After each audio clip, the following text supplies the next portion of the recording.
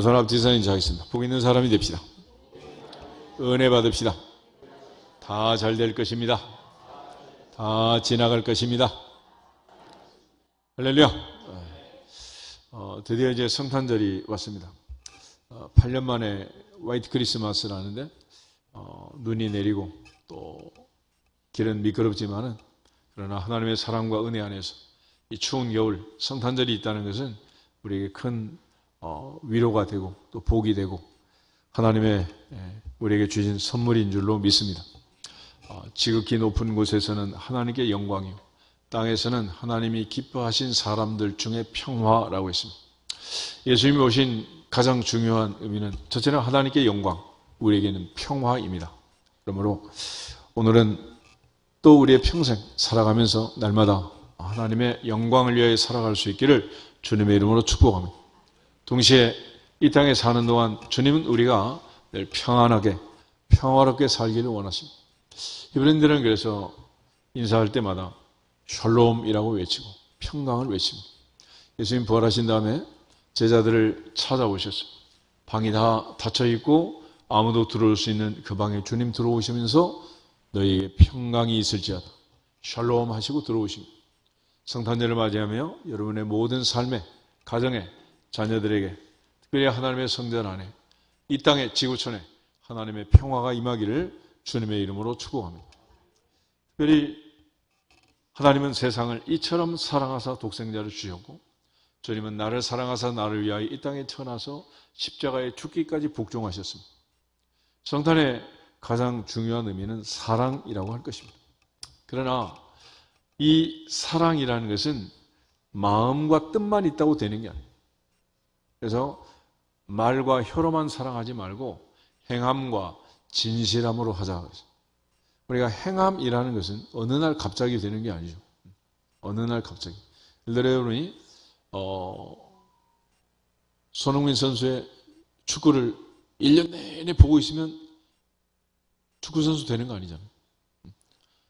박태환 선수 수영하는 걸 계속 구경하면 여러분이 수영 잘하는 거 아니에요.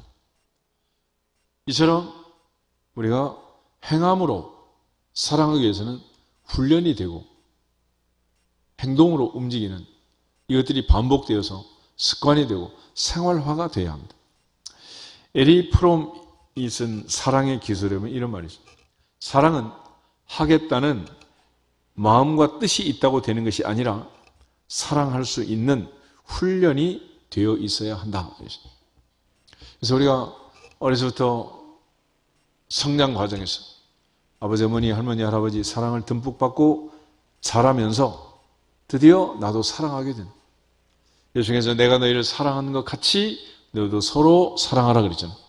그러니까 사랑받는 그 체험이 없고 느낌이 없으면 사랑할 수가 없는 거예요. 사랑할 수가 없어요. 예전에 어떤 분 세바시에 나와서 하는 얘기 들으니까 그러더만 엄마 없이 큰 이 분이 딸을 키우는데 딸은 엄마 그러는 거야. 근데 딸은 엄마가 누군지 알지만은 자기는 그 말을 들어 엄마가 뭔지 모르겠대. 엄마를 경험한 적이 없는데 느낀 적이 없는데 어떻게 알겠어요? 우리 시사의 목사님 한 분이 지금 강남 쪽에 그 보육원, 공화원이라고 그러죠. 거기서 지금 애들이 한 40명 가까이 있는데 그 아이들 케어하는 일을 해요. 지난번에 제주도에 가서 한 달씩 이제 애들을 이제 팀별로 바꿔가면서 이제 한 주씩 그렇게 보내면서 그렇게 했는데 애들이 이제 이 사모님을 보면 엄마라고 부르는데 엄마. 목사님 가끔 가면 이제 아빠라고 부르는데 애들은 엄마 아빠가 없는 거니까. 근데 그 아이들이 그렇다고 해서 엄마가 뭔지 아빠가 뭔지 알겠냔 말이에요. 그러니까 내가 살면서 엄마 아빠를 경험하지 못하면 단어는 아는데 그걸 모르는 거예요. 그래서 우리가 교회 안에서 많은 용어를 씁니다. 은혜니 사랑이니 믿음이니 소망이니. 그런데 진짜로 내가 체험하고 경험하지 못하면 그게 뭔지를 모르는 거예요. 알 수가 있겠어요? 그래서 우리가 외국 결혼하면 결혼해서 사는 것은 살겠죠. 그런데 문제는 미묘한 그 언어의 뉘앙스, 느낌을 못 알아듣는 거예요.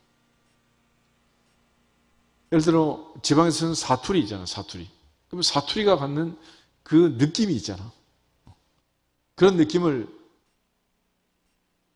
그 지역에서 그 말을 들으면서 어린 시절부터 성장한 그 사람이 아니면 그걸 알겠어요? 모르는 거지. 이처럼 하나님이 우리에게 베푸신 사랑, 주님의 사랑, 이런 것이 7번 용서해라. 죽기까지 우리를 사랑하신 그 사랑, 내가 내 삶 속에서 진실로 체험하고 느끼지 못하면 이거는 허공을 치는 메아리, 소리나는 굴이 울리는 꽹과리로 그냥 사라집니다. 그래서 우리가 찬양은 아무리 멋지게 할 수 있지만 하나님의 사랑과 그 깊이를, 높이를, 넓이를 알지 못하면 그는 공허한 노래가 되는 것이고, 우리가 하나님께 예배를 드리지만은 진정으로 하나님의 임재를 믿고 두세 사람이 내 이름으로 모인 곳에 나도 그들 중에 있다라는 말씀처럼 이스라엘 백성들이 시내산에서 빽빽한 구름 속에 임재하신, 불 속에 나타나신 그 하나님 앞에 경외하는 두려운 마음으로, 떨리는 마음으로 그렇게 예배했던 그런 영적 체험, 깊이 있는 신앙생활이 되지 아니하면 그저 또 지나가는 거죠. 그래서 우리가 주님이 이 땅에 왜 오셨느냐, 하나님 왜 보내셨느냐, 분명한 의미를 알지 못하고 그저 또 하루가 지나가면 성탄은 연례 행사로 그저 노래하고 춤추고 맛있는 거 먹고 그저 지나간 하루로 그냥 끝나는 거예요. 중요한 것은 우리 모두가 성탄의 의미를 깨닫고 성탄절을 우리에게 주신 하나님의 사랑, 첫 번째 성탄절의 주인공이 되었던 마리아와 요셉, 그들의 삶이 우리에게 보여주는 것이 무엇이고 어떻게 해서 그들은 이 놀라운 은혜를 체험할 수 있었을까라는 걸 되새기면서 성탄절 아침 다시 한번 예수님의 성탄의 의미를 되새기고 믿음을 새롭게 한 아침이 되기를 축복합니다. 먼저 이 마태복음 1장 기록을 보면 예수님의 족보가 끝난 다음에 18절에 이런 기록이 나옵니다. 예수 그리스도의 나심은 이러하니라. 그의 어머니 마리아가 요셉과 약혼하고 동거하기 전에 성령으로 잉태된 것이 나타났다. 성령으로 잉태된 것이 나타났다. 이런 걸 체험할 수 있는 바도 아니고 이 자체를 잘 모르는 그런 상황에서는 이게 뭔지 몰라요. 그런데 성경은 스가랴 4장 6절을 보면 이는 힘으로 되는 것이 아니고 사람의 능력으로 되는 것도 아니고 오직 나의 영으로, 오직 성령으로 된다. 오직 성령. 성경은 오직 성령을 강조합니다. 우리가 직분을 맡아서 한 해를 마무리하고 또 새로운 직분을 맡아 다음 해를 시작하겠지만 목사로서, 장로로서, 권사로서, 안수집사로서, 재직으로서 또 찬양대, 주력교 교사 여러 분야에서 우리가 봉사를 하지만은 이런 일을 감당할 때 예수께서 사도행전 1장 18절 승천하기 전에 하신 말씀을 보면 오직 성령이 너희에게 임하시면 너희가 권능을 받고 예루살렘과 온 유대와 사마리아 땅끝까지 이르러 내 증인이 되리라. 그래서 성령 앞에는 오직 성령이라는 오직 나의 영으로, 오직 성령으로, 오직 성령이라는 신앙생활에 있어서 우리가 사람의 힘과 능력으로 내 재능으로 내가 하는 것처럼 그렇게 한 일들을 다시 한번 내려놓고 성탄절을 맞이하면서 오직 성령의 능력을, 오직 성령의 은혜를, 오직 성령의 기름 부으심을 회복하고 하나님께 영광을 돌리기를 축복합니다. 갈라디아서 5장 22절 23절에 가면 성령의 열매가 나와 있어요. 시작을 이렇게 합니다. 오직 성령의 열매는 사랑과 희락과 화평과 오래 참음과 자비와 양성과 충성과 온유와 절제니 이 같은 것을 금지할 법이 없느니라. 오직 성령, 오직 성령. 에베소서 18절에도 술 취하지 말라 이는 방탕한 것이니 오직 성령으로 충만함을 받아라. 할렐루야. 성탄절에 요셉과 마리아에게 일어난 이 기가 막힌 일은 오직 성령으로 잉태된 것이고 오직 성령의 역사였다라는 것을 강조해 주고 있습니다.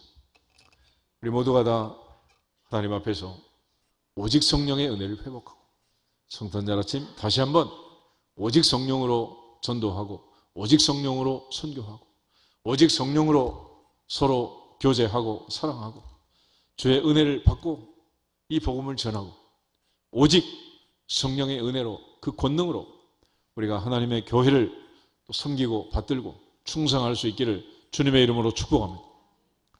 그래서 하나님의 은혜, 그 은혜로 사람을 만들고 사람의 코에 집어넣은 생기를 히브리어는 루아흐, 하나님의 생기, 하나님의 호흡, 하나님의 숨, 하나님의 기운이라고, 하나님의 기운. 그래서 결국 사람은 언제 죽느냐?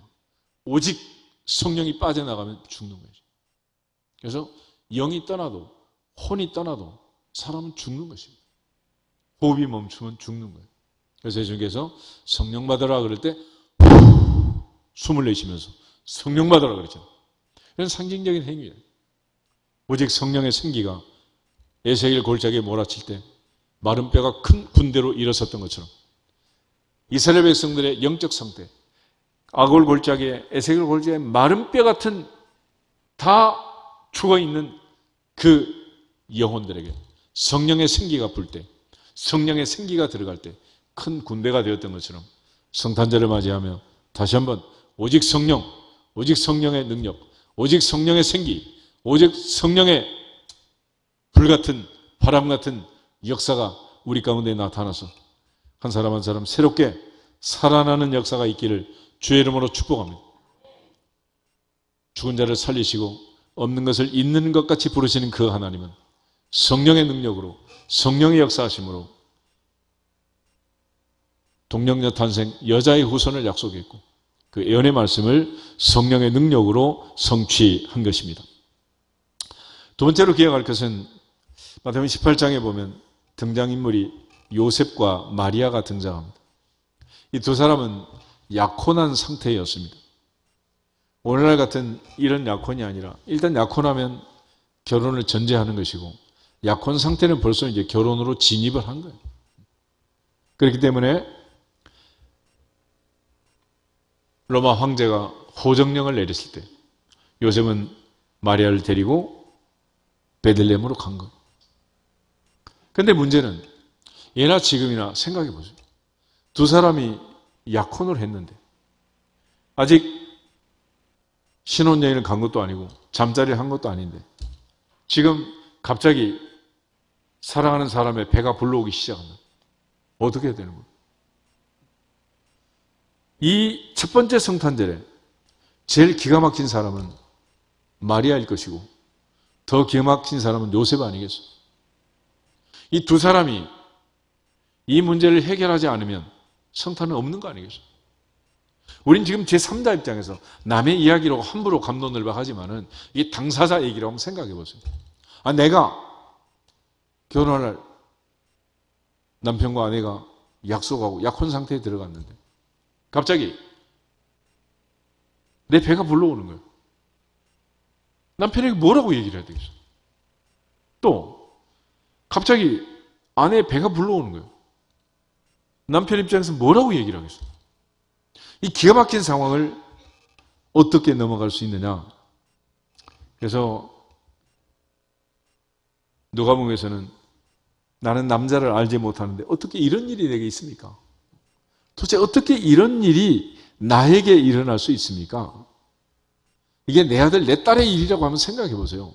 어떻게 이런 일이 하필 내 아들에게, 내 딸에게 이런 일이 일어날 수 있습니까? 여러분이 아무리 믿음이 좋고 아무리 하나님 앞에 충성스럽게 사역을 했다 하더라도 이게 말이 되는 일이에요, 이게? 말이 되냐고. 이 기가 막힌 상황을 어떻게 넘어갈 수가 있겠어요? 그런데 오늘 마태복음 보면 19절, 20절, 21절 세 절을 같이 한번 읽어보겠습니다. 그의 남편 요셉은 의로운 사람이라 그를 드러내지 아니하고 가만히 끊고자 하여 이 일을 생각할 때 주의 사자가 현몽하여 이르되 다윗의 자손 요셉아 내 안에 마리아 데려오기를 무서워하지 말라. 그에게 잉태된 자는 성령으로 된 것이라. 아들을 낳으리니 이름을 예수라 하라. 이는 그가 자기 백성을 그들의 죄에서 구원할 자이심이라 하니라. 아멘. 남편 요셉은 의로운 사람이었다. 의로운 사람, righteous man. 그는 의인이었다. 요셉은 의인이었다. 그래서 이거를 큰 문제화 시키지 않고 처갓집을 쭉 차가가지고 한번 뒤집어도 뭐 시원찮을 편인데 드러내지 않고 조용히 정리하려고 했다. 조용히 끊고자 했다. 이 정도면 뭐 대단한 사람 아니겠어? 그래서 이걸 뭐 성질대로 한번 막 몇 번을 뒤집어 엎어도 지금 막 분이 안 풀릴 판인데 조용히 정리하려고 했다. 요셉은 의인이었다. 가만히 끊고자 했다. 그런데 하나님의 사자가 현몽했다. 꿈속에 나타난 거야. 다윗의 자손 요셉아, 내 안에 데려오기를 무서워하지 마라. 그의 잉태된 자는 성령으로 된 것이다. 아들을 낳을 텐데 이름은 예수라고 해라. 예수라는 이름은 구약의 여호수아, 호세아 선지자와 마찬가지로 자기 백성을 죄에서 구원할 자, 구세주, 구주라는 뜻을 가지고 있어요.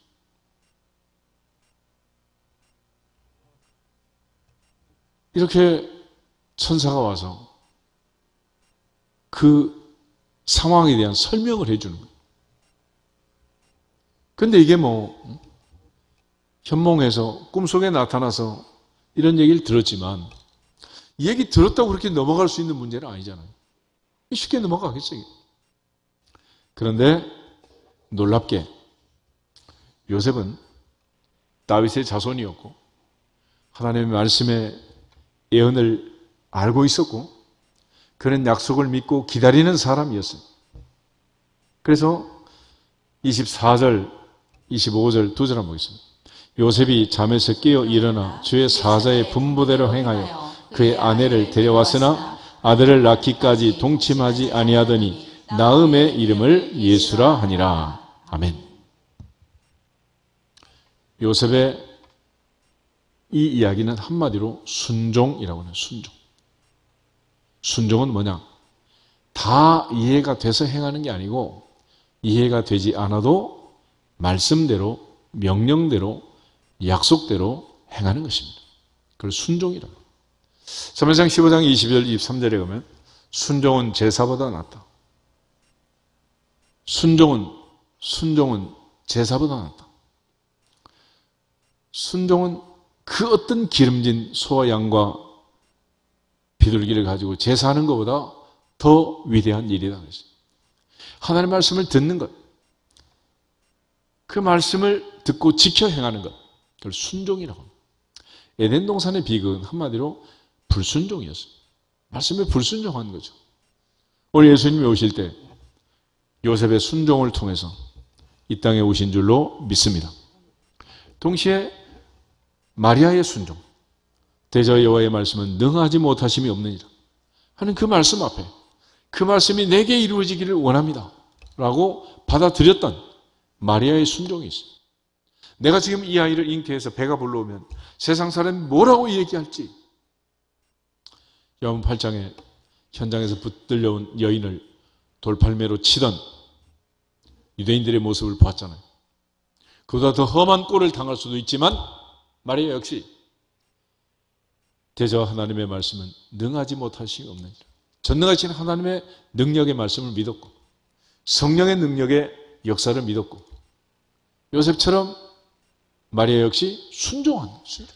그래서 이 마리아의 순종이, 요셉의 순종이 성탄의 기쁨을 우리에게 주었고 그들의 순종이 예수님의 아버지 어머니가 되어서 아기로 오신 예수님을 양육했고 그 순종이 오늘 우리의 구원을 이루게 된 줄로 믿습니다. 성탄절을 맞이하면서 두 번째 기억할 것은 우리 신앙생활 할 때 다 이해되지 않아도 순종하는 것이 먼저다. 아멘. 그래서 기적은 언제나 순종하는 사람들에게 나타난 현상, 그걸 기적이라고 그래요. 갈릴리 가나에서 첫 번째 기적이 일어날 때 예수님의 어머니 마리아가 하인들에게 부탁했잖아요. 너에게 무슨 말씀을 하시는지 그대로 해라고 했어요. 그대로 해라. 그가 뭐라고 말하든지 그대로 묻지 말고 따지지 말고 그대로 하라는 거예요. 빈 항아리에 물을 가득 채워라. 그리고 물을 떠다 연회장에 줘라. 주님 그 말씀밖에 한 게 없어요. 그런데 하인들이 순종했습니다. 연회장은 물맛을 보고 깜짝 놀랐어요.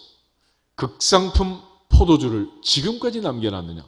보통 집은 사람들이 말똥말똥할 때 좋은 거 주다가 취하면은 대충 섞어가지고 주는데 어떻게 이런 일이 있냐는. 그래서 연회장이 깜짝 놀란 그 장면에 물떠온 하인들은 알더라. 그래서 우리가 주님의 명령에 순종함으로써 일어난 이 모든 기적들, 순종으로 태어나신 주님, 십자가에 죽기까지 복종하신 주님, 그 주님이 태어나던 그 성탄절도 순종으로 이루어진 것이고, 모세가 바다를 가르고 여호수아와 여리고를 무너뜨린 것도, 나병 환자 나만이 요단강에서 물을 7번 씻고 깨끗하게 된 것도 순종할 때 가능한 일이었습니다. 내가 다 이해되지 않아도 하나님께 먼저 순종하면 반드시 복을 주실 줄로 믿습니다. 신명기 28장에 가면 하나님의 말씀을 듣고 지켜 행하는 자가 들어와도 복을 받고 나가도 복을 받느니라. 광주리도 떡반죽 그릇도 복을 받느니라. 자녀들도 우양의 새끼도 다 복을 받느니라. 범사에 복을 받는다는. 옆 사람 인사하겠습니다. 순종합시다. 이해되지 않아도 순종합시다. 아멘. 너무 따지기 좋아하면 안 되는 거예요. 그렇게 해서 받을 복이 없다. 이제는 하나님의 말씀을 들을 때 분석하지 말고 따지지 말고 하나님 앞에서 순종하면 반드시 복이 될 줄로 믿습니다. 동시에 오늘 마태복음 1장을 다시 보시면 23절에 보라 처녀가 잉태하여 아들을 낳을 것이요 그의 이름은 임마누엘이라 하리라 그랬습니다. 이를 번역하면 하나님이 우리와 함께 계시다. God with us. 하나님이 우리와 함께 계십니다. 임이라는 전치사는 with, 함께라는 말입니다. 임마누라는 말은 with us, 우리와 함께 라는 말이고, 엘은 하나님이에요. 그래서 하나님이 우리와 함께 계신다. 임마누엘, 엘이라는 말인데, 이 임마누엘, 하나님이 우리와 함께 계신다. 이 말은 무슨 뜻이냐? 보라 처녀가 잉태하여 아들을 낳을 것이요 그 이름은 임마누엘이라고 하리라. 이사야 7장의 상황을 어제도 설명했지만 전쟁 상황입니다. 패색이 짙고 죽을 수밖에 없는 왕의 마음도 백성의 마음도 숲이 바람의 흔들림처럼 흔들리는 두려움에 떨고 있는 그들에게 하나님이 임마누엘의 징조를 보여주신 거예요. 결국 우리가 이제 전쟁을 할 때 이기는 방법은 상대보다 힘이 세면 이기는 거죠. 그래서 우리가 자주 국방도 강조하고 국방력을 확장하기 위해서 대부분 나라들이 국방비 예산이 얼마나 많은 포지션을 차지합니까? 그렇게 따지기 좋아하는 사람들도 국방비 예산에 대해서는 탑 시크릿, 1급 비밀로 하고 따진다 안 따진다? 국회에서 그거 따지는 거 봤어요? 그거 안 따지잖아. 그 정도로 이 힘을 기르는 데 있어서 국방비는 중요한 거예요. 그런데 내 힘이 세면 뭐 아무도 안 건드리겠지만은 그러나 내 힘만 가지고 살 수 있는 나라는 없는 거예요. 그래서 미국 같은 초강대국도 우리나라한테 한미 동맹을 해가지고 도와달라고 그러잖아. 그래서 우리나라 군인들이 뭐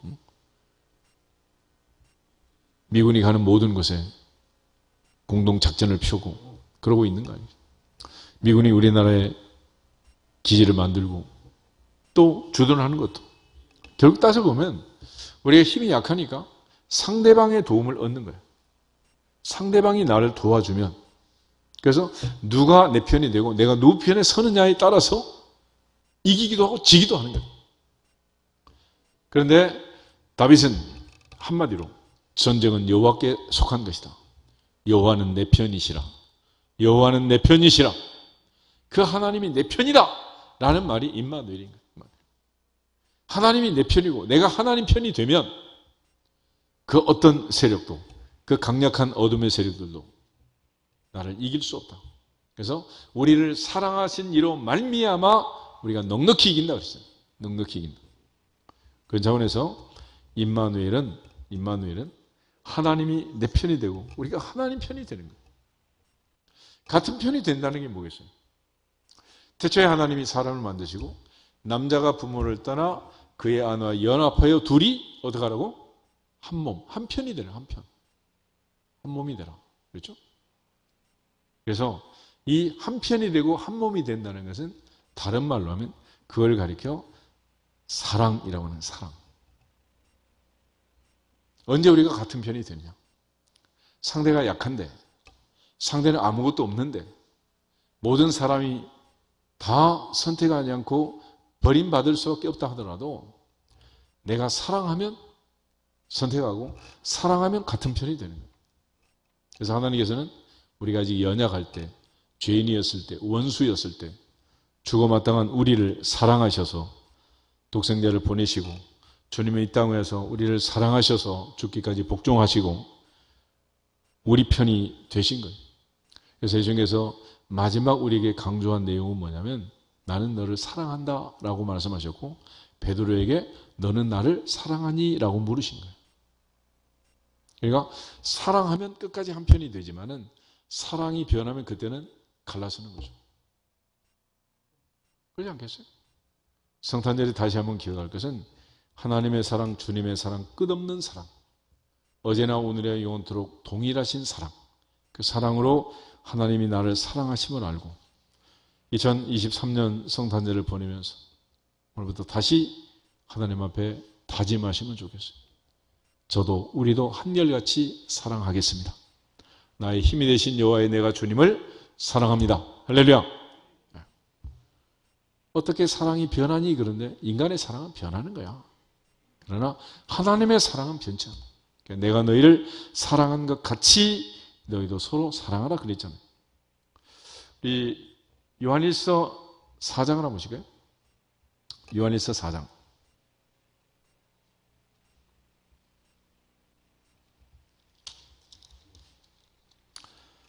요한일서 4장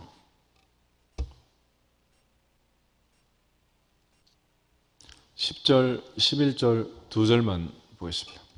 사랑은 여기 있으니 우리가 하나님을 사랑한 것이 아니요 하나님이 우리를 사랑하사 우리 죄를 속하기 위하여 화목 제물로 그 아들을 보내셨습니다. 사랑하는 자들아 하나님이 이같이 우리를 사랑하셨은즉 우리도 서로 사랑하는 것이 마땅하도다. 요한복음 3장 16절은 하나님이 세상을 이처럼 사랑하사 독생자를 주셨다. 사랑은 주는 것이다. 하나님은 아낌없이 죄 없는 아들을 우리에게 주셨다. 그리고 그 주님은 이 땅에 오셔서 십자가의 죽음을 앞에 두고 복종하셨는데 왜 그러셨느냐? 요한복음 17장을 한번 더 보겠습니다. 요한복음 17장. 요한복음 17장.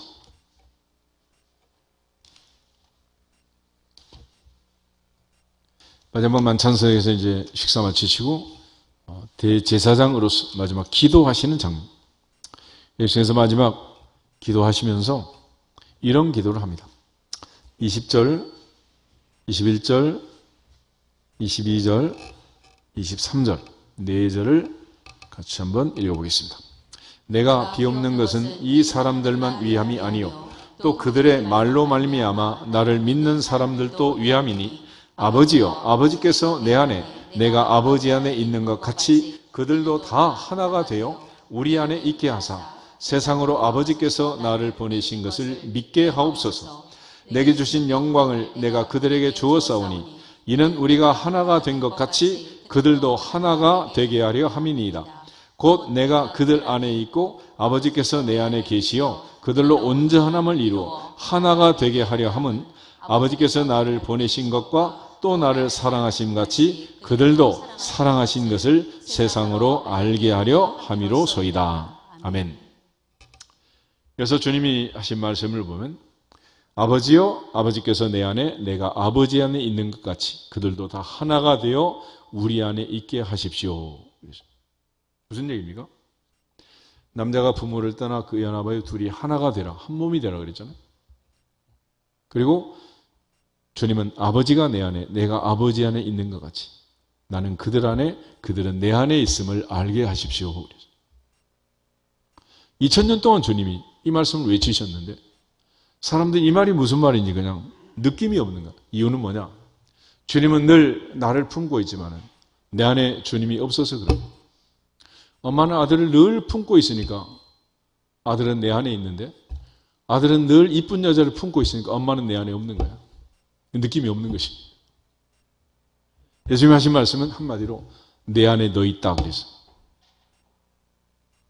근데 실컷 무슨 말인지 모르다가 갑자기 드라마 보고 눈이 번쩍 뜨인 거 아니에요?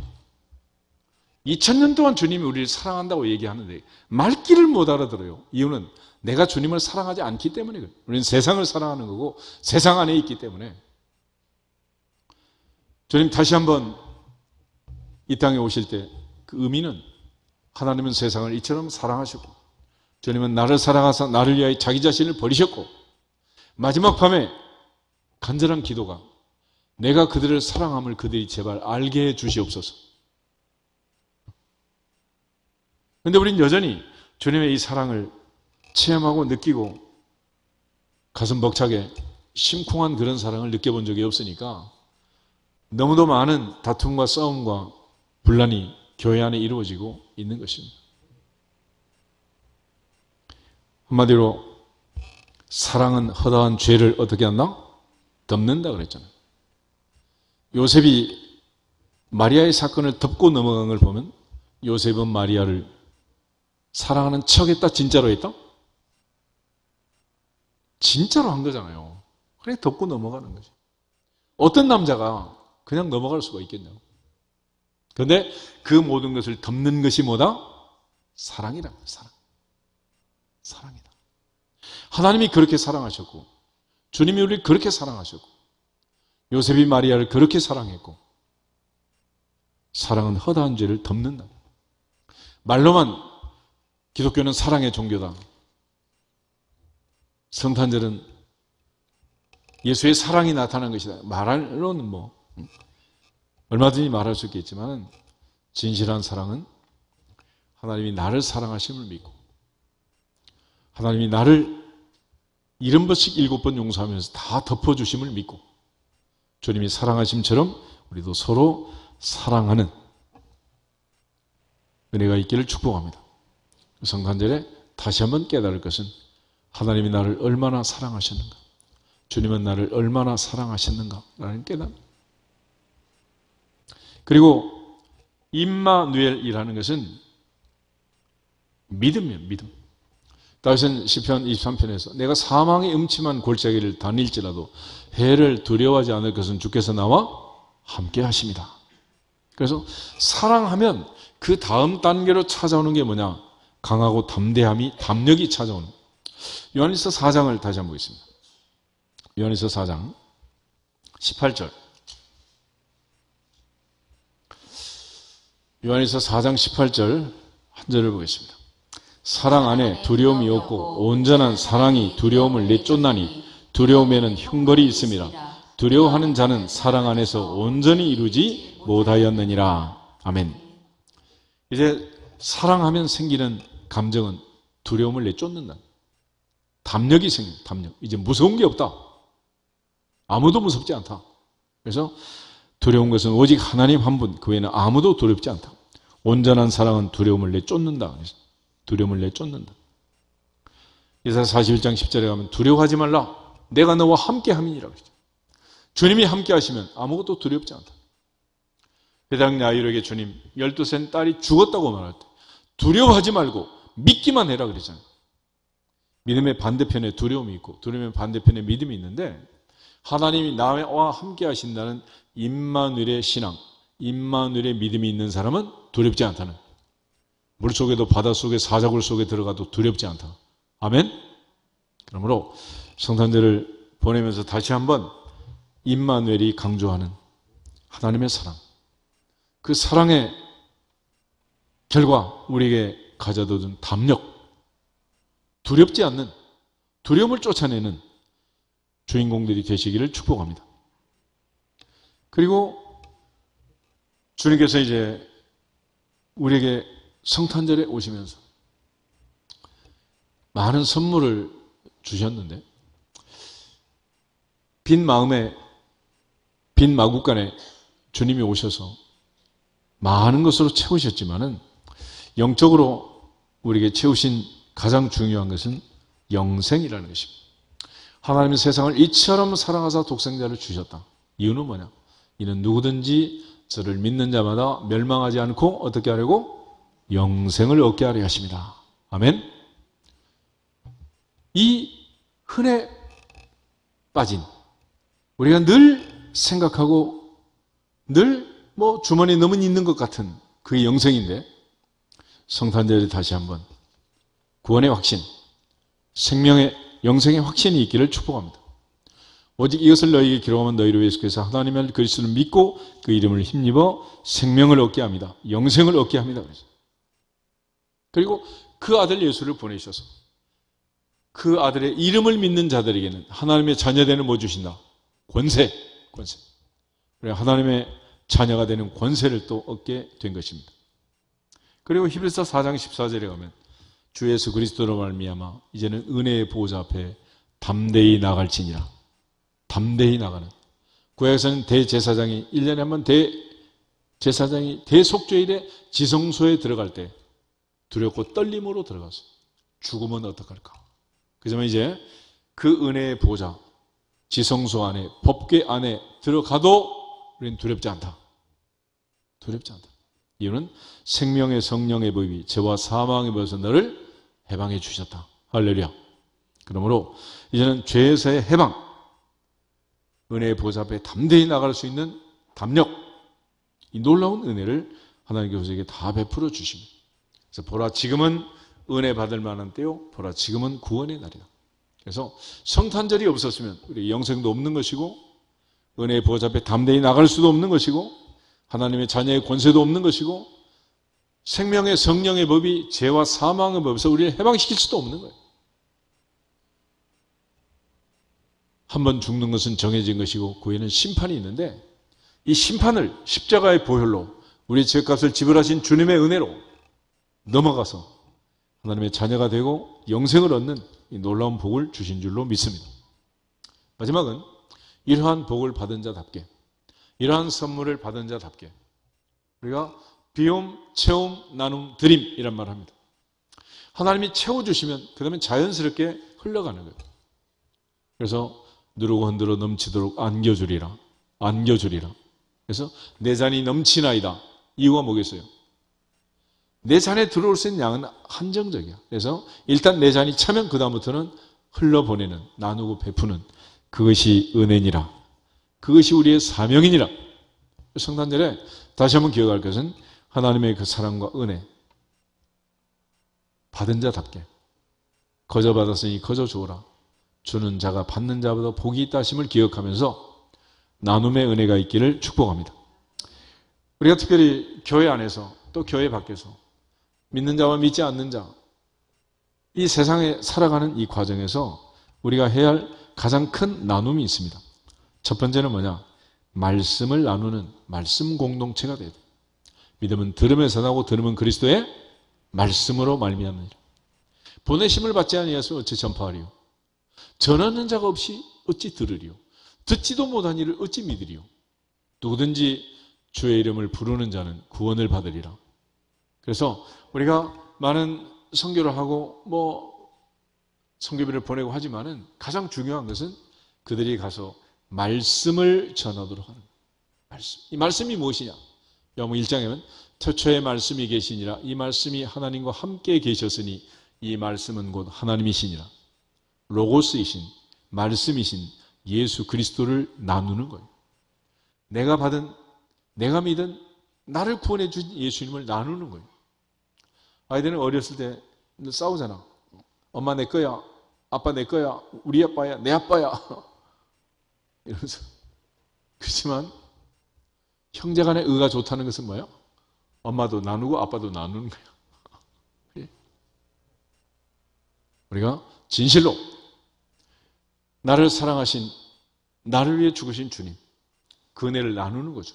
그래서 우리가 성장하고 성숙했다는 것은 이제 나 혼자 이기적으로 사는 게 아니라 나누고 베푸는 거예요. 나누는 거예요. 그래서 아이들이 성장하면서 엄마 쭈쭈 먹고 계속 성장하다가 동생 태어나면 동생한테 어떻게? 넘겨주잖아. 그걸 나눔이라 그래요. 나눔. 나 혼자 다 먹지 않고 엄마 평생 내가 독차지하고 살아야 되는데 그렇게 하지 않고 나누는 거예요. 그러므로 하나님의 사랑, 나를 사랑하신 사랑, 그래서 우리에게 생명을 주신 그 말씀을 우리 모두가 들고 말씀을 나누는 것입니다. 그래서 우리가 예배를 드릴 때 성탄절에 위해서 특별한 예배 드리는 거 아니고 하나님의 말씀, 사랑의 말씀을 나누는 거예요. 아멘? 그래서 내가 들은 말씀 또 와서 전해주고 나눠주고, 그래서 여러분들이 직장에서든 가정에서든 말씀을 듣지 않는 그런 사람에게 또 나눠주는 거예요. 여러분, 세상이 좋은 세상이 돼서 유튜브에 말씀을 저장하고 누구든지 또 나눠서 들을 수 있도록 하니까 얼마나 좋은 세상이에요. 그러나 옛날에는 들은 사람이 전해주지 아니하면 알 수 없는 거 아니겠어요?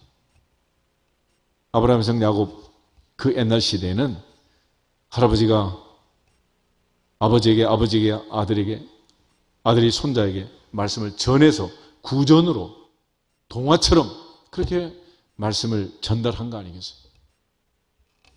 두 번째 해야 할 일은 능력 공동체입니다. 은과 금은 내게 없거니와 내게 있는 것으로 내게 주는 이곳 나사렛 예수 그리스도의 이름으로 일어나 걸어라. 전능하사 천지를 만드신 하나님 아버지를 믿는 자답게 하나님의 능력, 하나님의 그 전능하심을 나 혼자 체험하고 나 혼자 끝나는 게 아니라 하나님을 알지 못하는, 하나님을 아는 지식이 없는 자들에게 하나님의 능력을, 하나님의 은혜를 나누어 주는 것. 바울은 내게 능력 주신 내 안에서 내가 모든 것을 할 수 있느니라 그랬습니다. 그 능력을 다른 말로 표현하면 자족이라고 했어요. 자족. 감사, 자족한다 그랬습니다. 그러므로 그리스도 안에서 우리가 해야 할 일은 현재 상황에서 어떤 상황에 갖다 놓든지 자족하고 감사하는 거예요. 좀 많은 사람들이 부자 되기를 원하는데 누가 부자냐? 누가 부자냐? 옛날에 뭐 10억 모으기, 10억 만들기 그러는데 요즘은 10억은 택도 없다. 집 한 채도 못 산다. 이제 100억이다. 이런데 10억이고 100억이 그게 중요한 게 아니라 자족하면 부자고 자족하지 못하면 가난한 거예요. 내가 자족하면, 감사하면 부자가 되는 거고 감사하지 못하고 자족하지 못하면 항상 불행한 거예요. 100억을 가지고 1000억을 가지고 있어도 계속 부족할 뿐이야. 계속 갈증을 느낀다.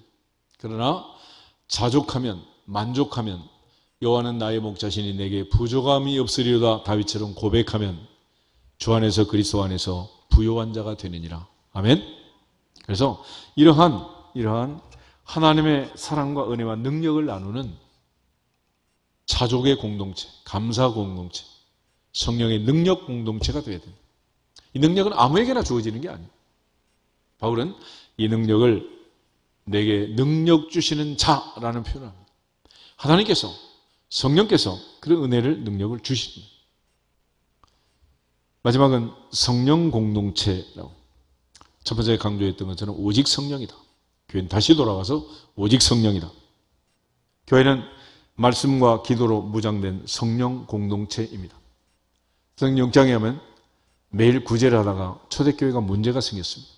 베드로가 다시 원위치로 돌아가기 위해서 우리가 말씀을 제쳐놓고 공회를 대접을 일삼는 게 마땅치 않다. 교회할 일이 아니라는 거예요.